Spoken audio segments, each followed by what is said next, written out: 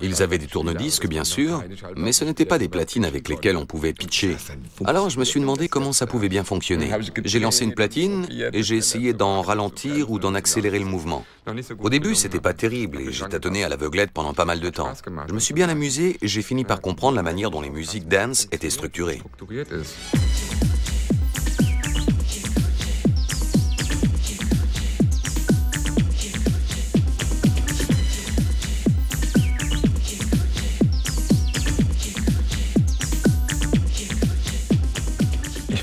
J'ai toujours été un homme de scène et un amuseur. Je ne me suis jamais caché derrière des mix, même à l'époque de mes débuts. Sur scène, je me sentais très bien. J'adorais amuser les gens, les faire sourire avec des petits numéros.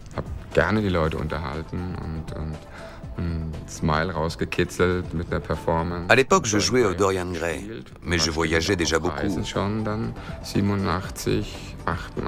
C'était vers 1987, 88, 89. Je faisais énormément de spectacles. En 1988, on a ouvert le Omen, et très vite, l'Acid House est arrivé en provenance d'Ibiza. C'est avec l'Acid House que les carrières de DJ ont véritablement décollé. Les DJ se sont retrouvés avec des engagements un peu partout. Des boîtes à rythme comme la Roland 808 créent les beats pour les pistes de danse. La Roland 909 de la génération suivante sera la groovebox utilisée par la plupart des DJ au début de la techno et de la house.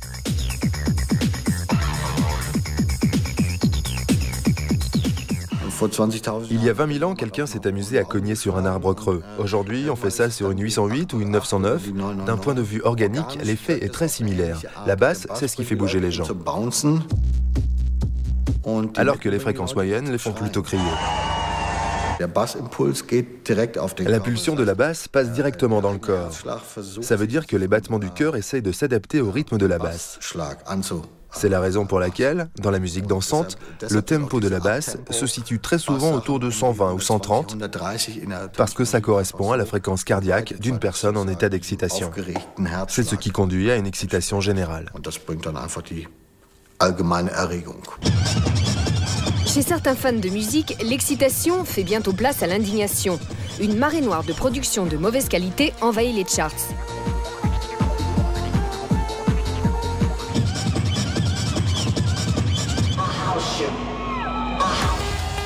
Au même moment, on assiste à la création d'événements comme le Mayday. À l'honneur, la table de mixage du DJ.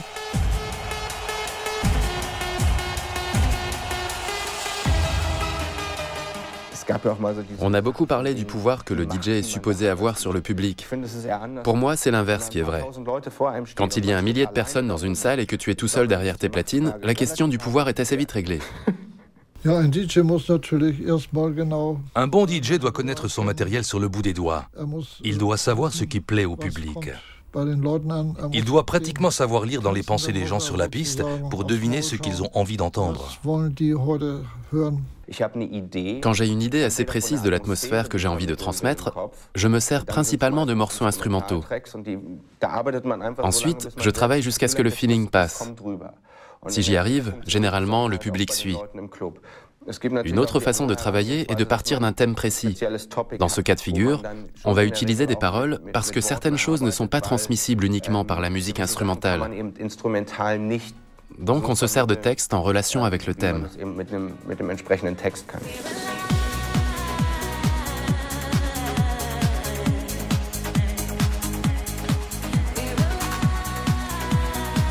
Paul van Dyk fait ses débuts de DJ en 1991 au Trésor, un club de Berlin. C'est le point de départ d'une carrière mondiale.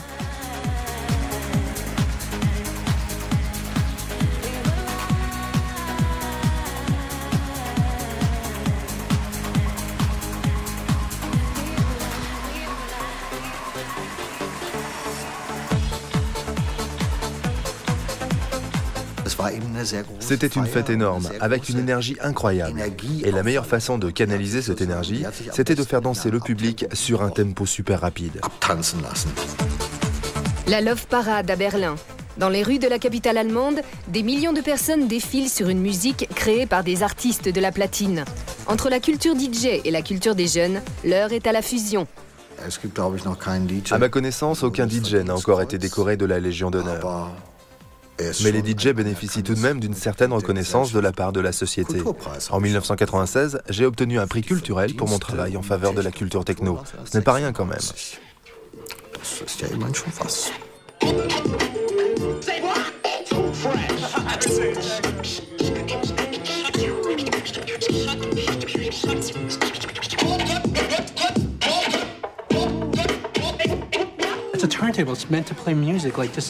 Une platine, c'est fait pour jouer de la musique.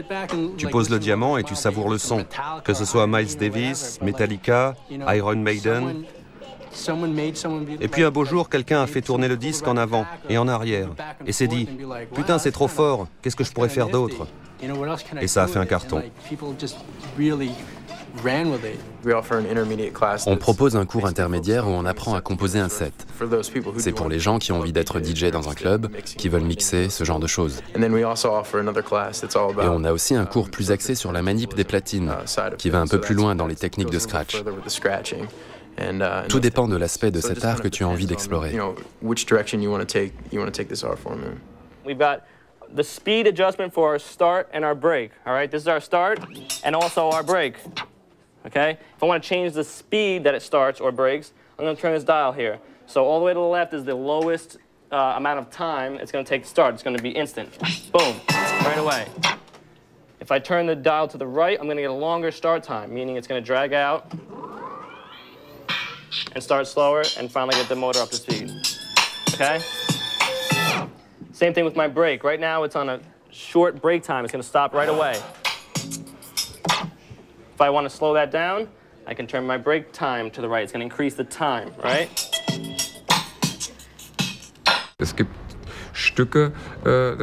Certains morceaux sont ultra minimalistes. Un rythme, quelques petits bruitages, un peu d'effet, et les gens partent au quart de tour. Mais c'est aussi très sympa de faire un petit break, parce qu'on sait très bien qu'après, ça va redémarrer. Et d'ailleurs, tout le monde n'attend que ça.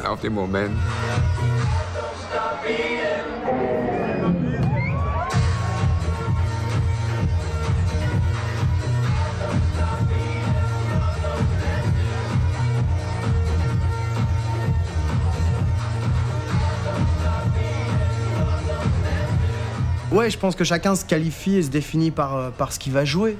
Je pense qu'on n'est pas des jukebox, on n'est pas là pour rallier un peu tout le monde et faire tout et n'importe quoi. On est là pour avoir on va voir un DJ parce qu'il a une identité, parce qu'il a une couleur musicale, parce qu'il a une patte, parce qu'il raconte une histoire bien précise. Il a sa façon de surprendre les gens, mélanger les disques, de raconter son histoire, tout ça. Donc je pense que oui, on va le voir par le style qu'il va jouer, oui, bien sûr. Alors il y a des gens qui sont beaucoup plus ouverts que d'autres, puis il y a des gens qui sont très pointus, partis sur un seul style, des choses très fermées comme ça. Après, chacun fait ce qu'il veut. Laurent Garnier, DJ, producteur et patron de label, fait partie des grands noms de la musique électronique. Sa réputation dépasse de très loin les frontières françaises. La carrière de Laurent Garnier démarre en Angleterre à la fin des années 80, à l'Hacienda, un club légendaire de Manchester. Il rentre en France, où 3 années durant, il prépare peu à peu le public à la techno et à la house. Puis il se concentre davantage sur la production de ses propres morceaux. Au Rex à Paris, il est DJ résident. Le Rex, c'est ma famille, c'est ma maison. J'ai construit quelque chose là-bas. J'ai fait tellement de choses dans cette boîte. Je peux me permettre tellement plus de choses au Rex puisque je suis à la maison. Je suis avec mes amis, même si je connais pas tous les gens qui sont là. Il y a toujours une 50aine de personnes que je connais qui passent me voir. Alors c'est un roulement, ils viennent pas tous les mois, mais il y a toujours un roulement de gens comme ça qui viennent me voir, qui viennent tous les 3-4 mois, qui viennent passer un petit moment comme ça. Et ça crée vraiment... je pense que ça crée un lien entre moi et les gens, et surtout les gens et moi, ils savent que de toute façon, tous les mois, ils vont pouvoir me retrouver. Et ça, je trouve que c'est extrêmement important, de créer une résidence.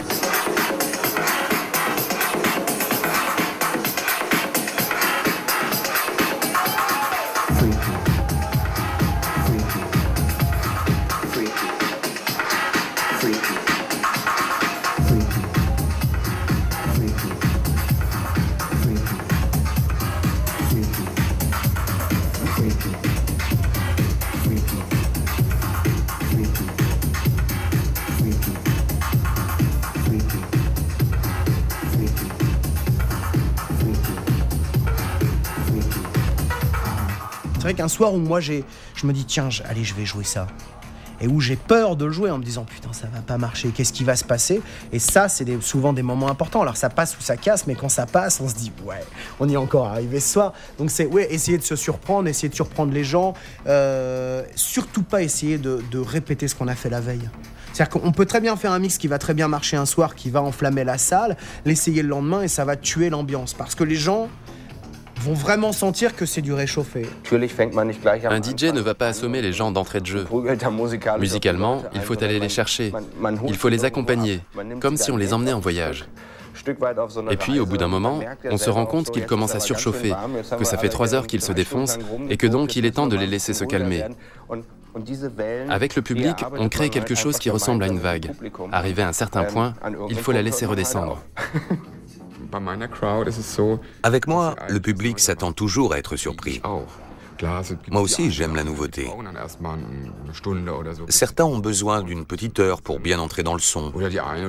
D'autres, en revanche, me demandent d'accélérer ou de durcir un peu. Ça arrive partout. Mais mon rôle, c'est de leur proposer quelque chose de nouveau et de leur offrir la possibilité d'écouter quelque chose de nouveau. Ganz klar, es geht weiter.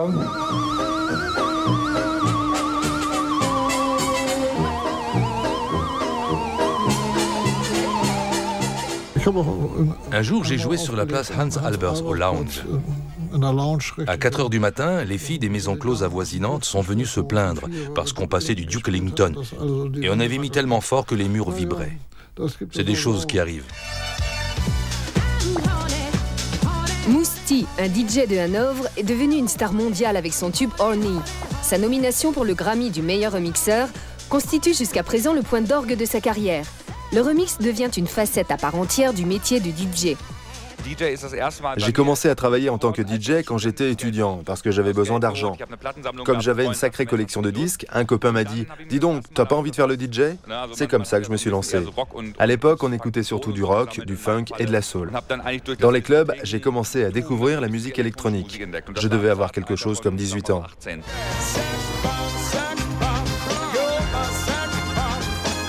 Mousse T n'a jamais raccroché sa casquette de DJ, même s'il s'intéresse davantage au remix et à la production d'autres artistes comme Tom Jones. Pour le remix, ça se passe de la manière suivante. Je reçois une proposition et si je l'accepte, je demande à ce qu'on m'envoie toutes les pistes originales du premier enregistrement. En général, je n'utilise que le chant et je compose une nouvelle musique. Exemple, ce morceau de Scorpions.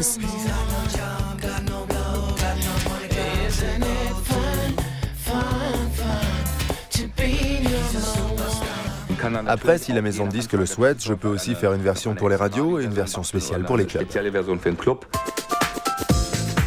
Le même morceau revisité par Mousse T. La preuve qu'avec un peu de savoir-faire, Scorpions passe très bien en club.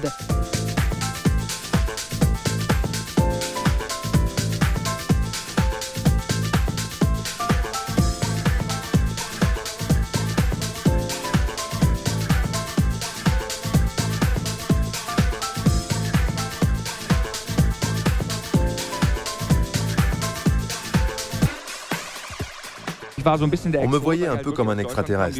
Les gens n'ont pas l'habitude de bosser avec des Allemands. Ils sont habitués à voir des Anglais ou des Américains. Pour beaucoup, le fait que je sois allemand me rendait intéressant, même si je n'ai jamais été vraiment in. Aujourd'hui, ça se passe un peu comme dans le milieu du design, où quelqu'un comme Tom Ford travaille avec les plus grands. Quand un remixeur est in, on lui presse le citron, ce qui, d'un point de vue financier, est très bon pour lui. Les quelques DJ qui passent leur temps dans les avions et qui sont au sommet dans le business, on les compte sur les doigts d'une main. Et en plus, on ne sait jamais combien de temps ça va durer. Il se peut que le style change complètement, que la techno soit remplacée par quelque chose d'autre.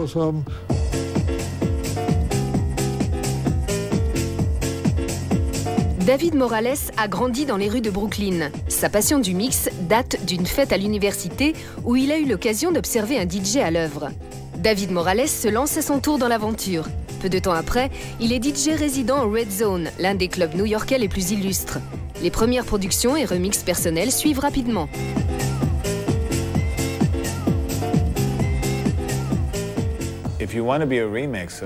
Si tu veux être un DJ qui remixe, personne ne va venir avec des super disques sur un plateau. Personne ne va te dire « Eh, j'ai un disque de Whitney Houston pour toi. » Oh merci. Il faut les gagner, ces disques, les mériter. Les 2 premiers mix que j'ai faits, ils étaient nuls aux yeux de la maison de disques. Mais j'ai été payé et ça m'a donné une expérience de studio.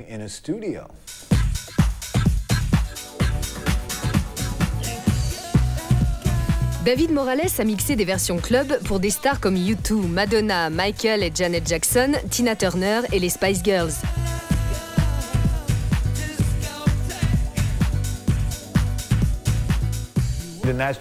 L'étape logique après avoir mixé, ce serait de faire tes propres disques.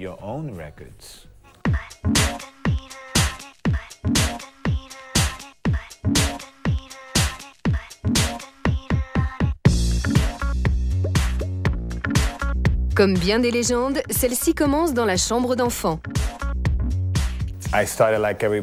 J'ai commencé comme tout le monde. Quand ma mère travaillait, je séchais les cours, rentrais chez moi et mettais des disques. Je me levais le matin, je mettais des disques. Dès que je rentrais chez moi, je faisais pareil. Mais je devais m'arrêter quand ma mère était devant sa télé.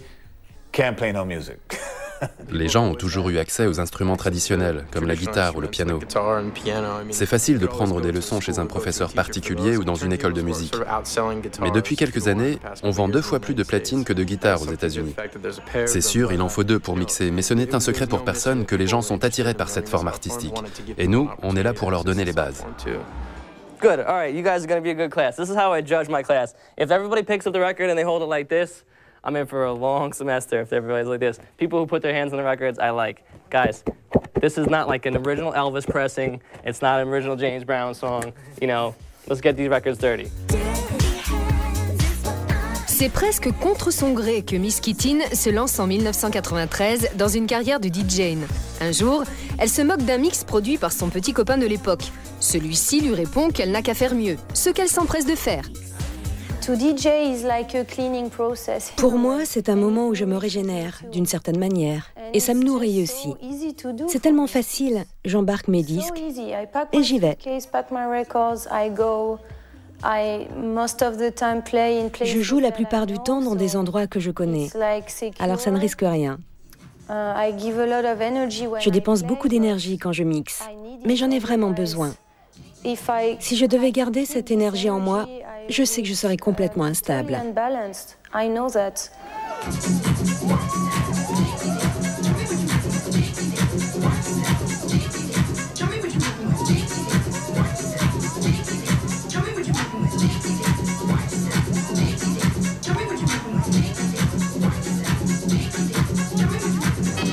Our crossfader is going to determine which side we're listening to. Right side, if I push it that way, if I push it the other side, I'm going to hear the other song. In the middle, hear both. Okay? Avant d'être DJ techno, j'ai joué aussi dans des clubs où je faisais des séries de rock, je faisais des séries différentes. Et on peut pas faire tout et n'importe quoi. Il faut avoir des choses cohérentes dans un set. On peut pas passer d'un morceau disco à un twist des années 60. C'est pas possible. Il y a des espèces de choses comme ça il y a des liens dans la musique. Et donc j'essaye de faire des liens. J'essaye d'avoir des choses cohérentes dans mon set.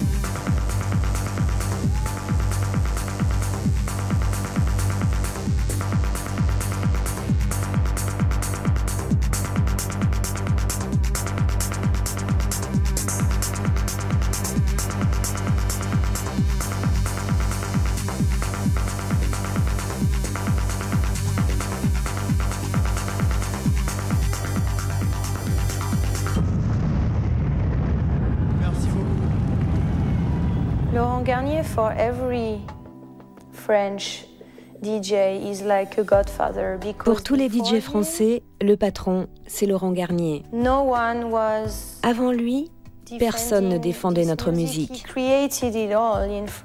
Il a tout fait en France. Il a eu une assez grande gueule pour défendre cette culture en France, à un moment où la police faisait tout pour l'éradiquer. Elle y est même parvenue à une période. Ça va mieux maintenant. Mais Laurent n'a jamais cédé. Si on va raconter l'histoire de toute notre musique dans 20 ans, en prenant depuis le début, forcément, si on doit prendre que DJ, Sven sera dedans, c'est obligé.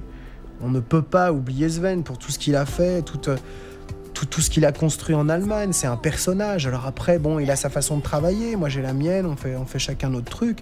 Mais Sven, tu ne peux que respecter Sven. Voilà. Sven, c'est un de nos papas.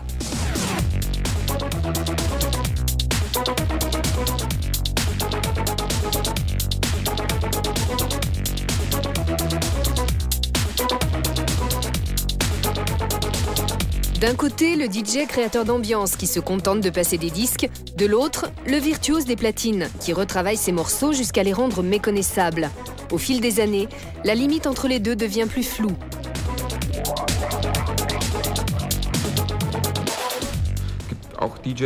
Il y a des DJ qui n'osent pas regarder leur public. Ils restent derrière leur table à faire leur mix, ils sont complètement amoureux de leur matos. Moi, la technologie ne m'impressionne pas tant que ça. Ce qui m'impressionne, c'est la bonne musique. C'est la manière d'en faire un message qui va passer. Aujourd'hui, on a des DJ qui travaillent avec une boîte à rythme, un Final Scratch, 3 platines et des instruments à effet. Mais au final, ça ne rend pas la musique meilleure.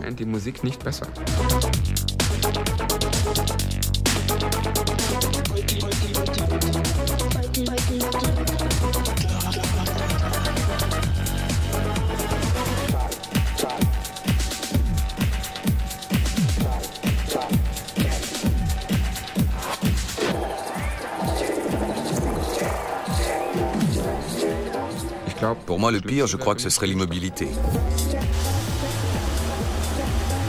Sur l'île d'Ibiza, épicentre européen de la teuf, l'immobilité est un concept inconnu.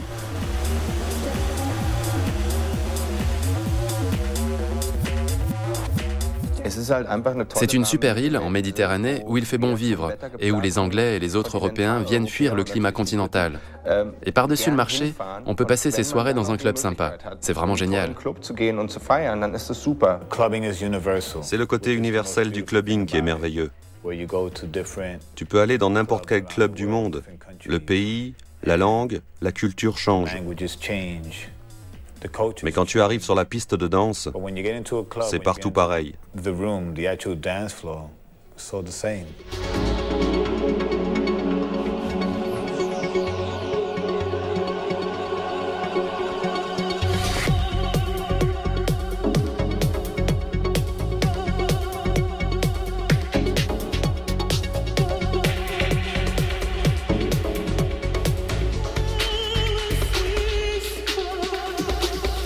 Le Cocoon Club à Francfort. Pour Sven Feth, cet endroit représente le rêve d'une vie.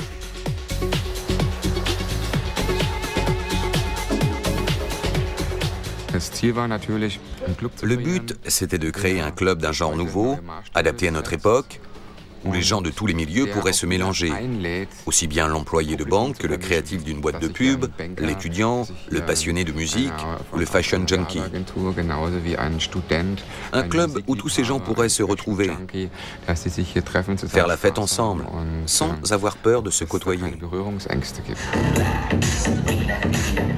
La sonorisation des clubs prend une importance croissante. Hélas, on oublie souvent qu'une soirée réussie, c'est un DJ de talent, mais aussi de bons jeux de lumière.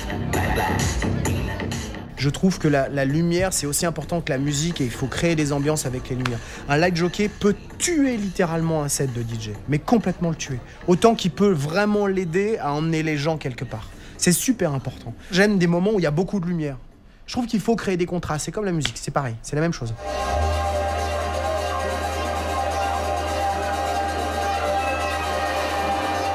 Les prestations des DJ sont également accompagnées d'animations vidéo. La musique n'est plus seule. Aux côtés du DJ, un nouvel artiste apparaît, le VJ.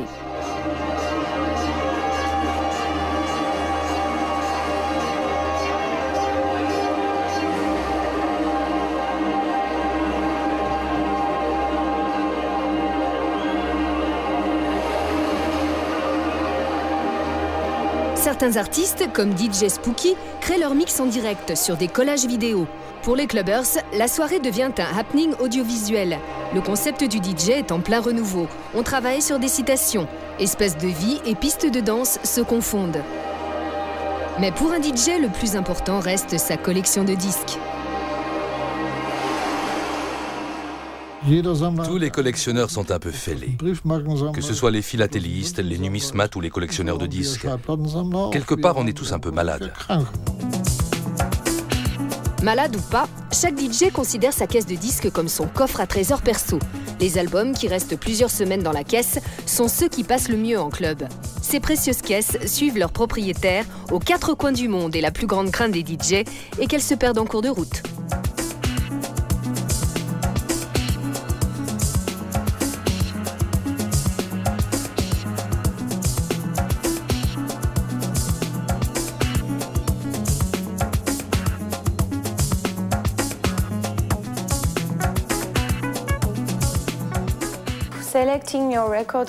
Le choix de tes disques révèle ta personnalité. Je prépare toujours mes disques dans un certain ordre. Et j'y vais à l'économie. J'aime pas me trimballer avec une tonne de disques.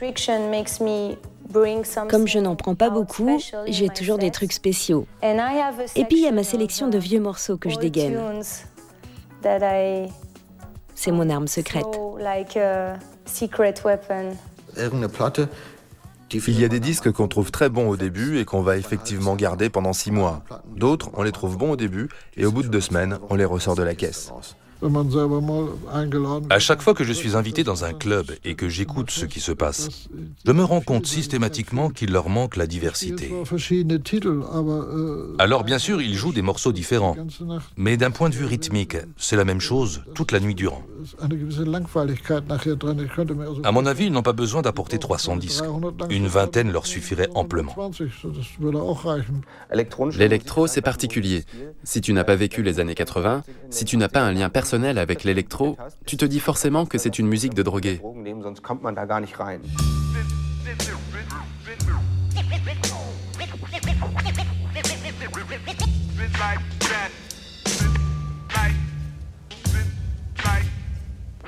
Les platines ne sont plus l'apanage exclusif du hip-hop, de la house et de la techno. De plus en plus souvent, les artistes des turntables sont intégrés à des groupes où ils sont considérés comme des musiciens à part entière. Exemple, Massive Attack ou Portishead.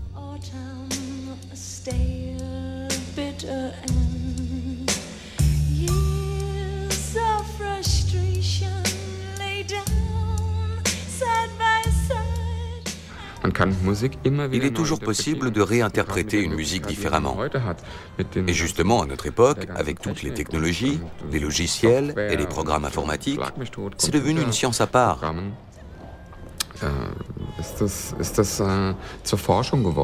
Alors que les beats destinés à la dance, on ne peut pas les réinventer.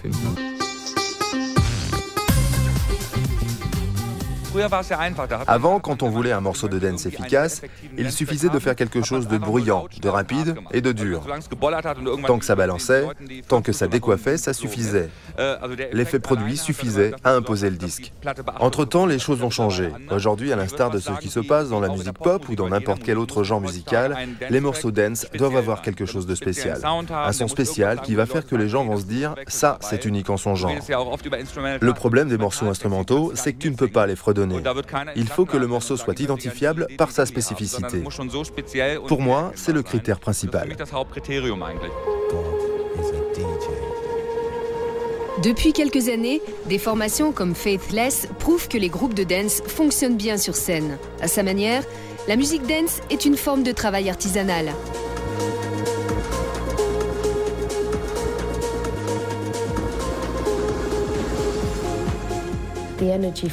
L'énergie qui se dégage de la foule, c'est de la folie. C'est dingue, c'est du sexe cosmique et tantrique, avec tout le monde. Quand je veux faire la fête, c'est no limit. Je veux totalement perdre le contrôle.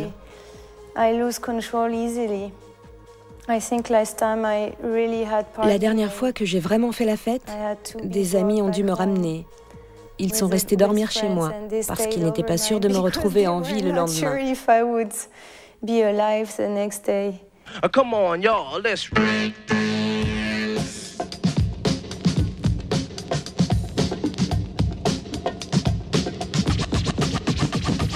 Les DJ se considèrent désormais comme de véritables auteurs et comme les fondateurs d'un genre nouveau, pour lequel ils puisent dans le matériel que constitue l'histoire de la musique. Les samples, une fois extraits de leur contexte, sont insérés dans des compositions nouvelles. Pour autant, le DJ n'a pas toujours carte blanche. Le public a son mot à dire. Tu ne peux pas toujours jouer la musique que tu as envie d'écouter. Il faut s'occuper du public. J'essaye de trouver un équilibre entre les trucs que j'ai envie de mettre, que j'ai envie de faire connaître, et les morceaux qu'ils veulent. Comme Jay-Z, Beyoncé ou Jennifer Lopez. Je peux détester certains de ces artistes, j'ai pas envie de les écouter, mais le public est venu s'amuser et ça va les faire rester sur la piste. Alors je vais les mettre. Missy Elliott est particulièrement appréciée par les DJ en raison de sa diversité musicale et de sa capacité d'innovation. On doit beaucoup aux DJ. Ils peuvent vraiment faire le succès d'un artiste. En faisant tourner leurs platines, ils font connaître beaucoup d'artistes.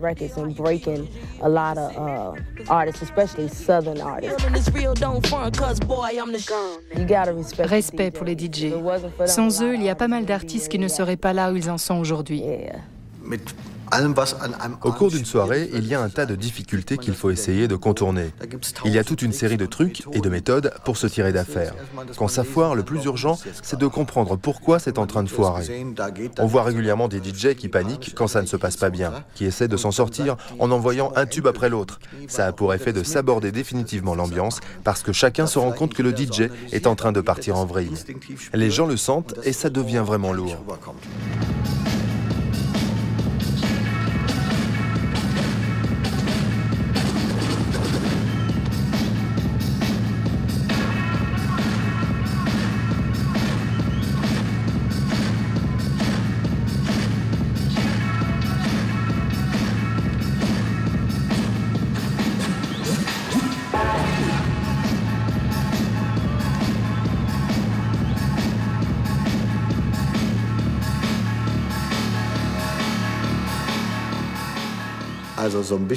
Le boulot de DJ exige un peu de maîtrise. Le but, c'est de faire perdre le contrôle aux gens, tout en gardant le sien.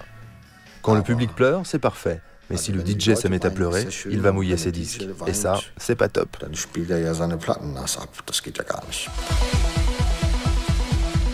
Il y a longtemps que les DJ ne jouent plus seulement dans les clubs. Aujourd'hui, ils sont sur scène, en tête d'affiche. Certes, pour désigner ce genre de spectacle, il n'est pas encore question de concert à proprement parler, mais de plus en plus souvent, les DJ prennent la place des groupes de scène.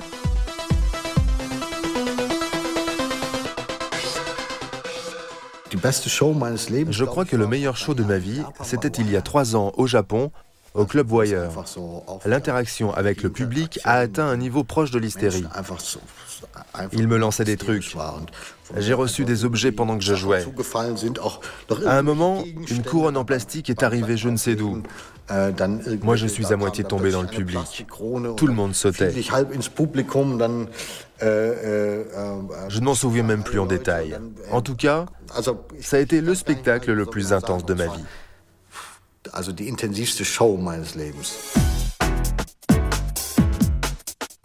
Les DJ travaillent principalement le week-end. Messagers d'un son nouveau, ils parcourent la planète dans tous les sens. Leur musique, on l'entend aussi bien en plein air lors d'une Goa Party que dans le dernier club branché de Tokyo.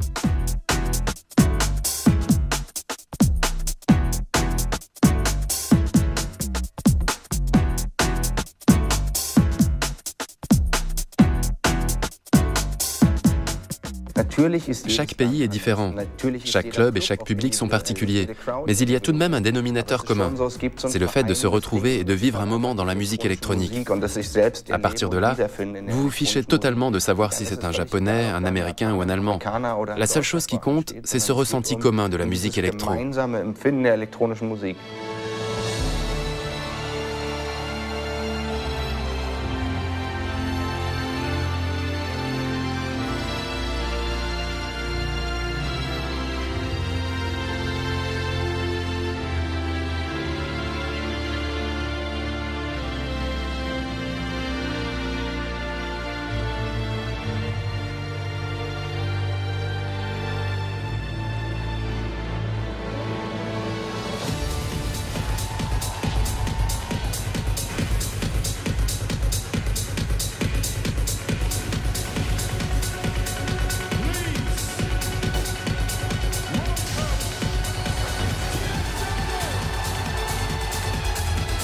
DJ Tiesto. Tantôt adulé, tantôt détesté, il représente une nouvelle génération de DJ. 3 fois de suite, le magazine anglais DJ Mag l'a couronné DJ de l'année. Un autre point d'orgue de sa carrière a été un set de 8 heures d'affilée réalisé dans le stade du Gelredome à Arnhem aux Pays-Bas, devant pas moins de 25 000 personnes. C'est très certainement ce set de légende qui lui a valu l'honneur de jouer pour l'ouverture des JO 2004 en Grèce.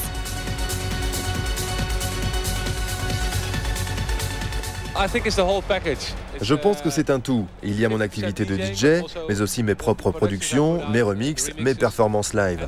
J'essaie toujours de nouvelles choses, comme dans mes shows à grand spectacle. Aujourd'hui, le DJ n'est plus un simple DJ. Avant, il ne faisait que mettre des disques. Aujourd'hui, c'est un artiste complet. Tu joues ta propre musique tout en jouant celle des autres. Ce n'est plus le même style.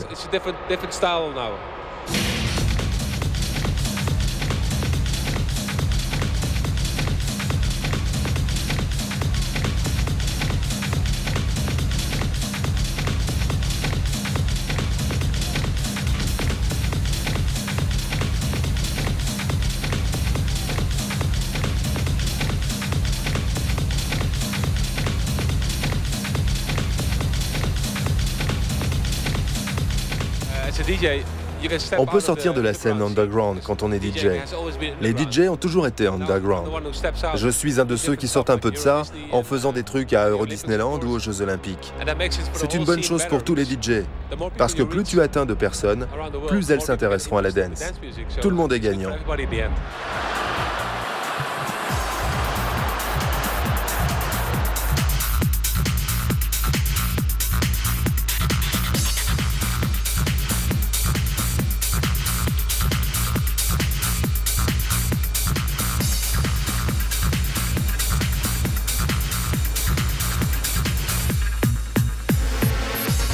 Les stades sont les clubs géants d'aujourd'hui. Pour les uns, la nouvelle génération de clubbers tourne le dos aux racines originelles de la dance. Pour les autres, elle en est le prolongement naturel. Pourtant, le matériel de départ reste le même.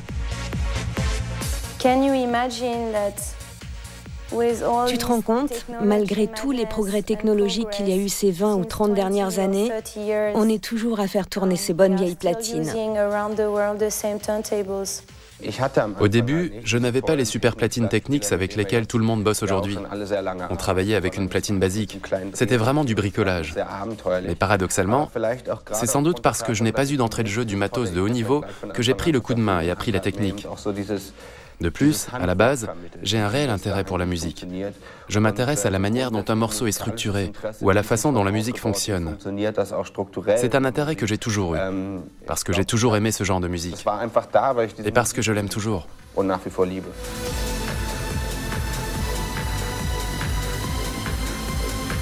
Détaché du contexte des clubs, le DJ devient héros de la scène. Mais quelle est la longévité de ce héros ? Beaucoup des meilleurs DJ approchent la quarantaine. Carl Cox, Paul Oakenfold, Louis Vega, Frankie Knuckles ou François Kevorkian. Tony Humphries a plus de 40 ans. Junior Vasquez a plus de 50 ans. Danny Tenaglia a plus de 40 ans. L'affaire est close. Peut-être que c'est comme avec un bon vin de garde. Plus il vieillit, meilleur il est.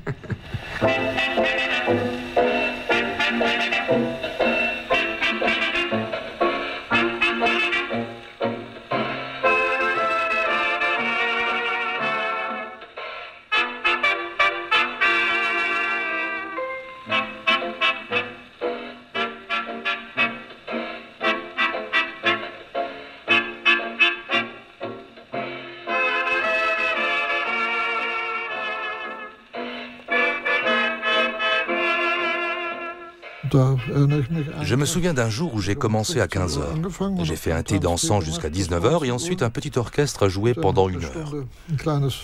Ensuite, le tenancier du Ulster Pavillon où nous étions avait invité les acteurs de la comédie musicale 42e rue. Moi, je leur ai mis la version de 1933 et ils l'ont trouvé bien meilleure que ce qu'ils faisaient actuellement. Et là-dessus, ils ont commencé à faire des claquettes, tous les 50 qu'ils étaient. Les cuisiniers sont sortis des cuisines en disant que le pavillon allait s'effondrer. Et donc, de 3 h de l'après-midi jusqu'à 6 h du matin, j'ai fait un thé dansant. La semaine prochaine, place aux plus belles voix de l'histoire de la pop. La voix, pour les uns,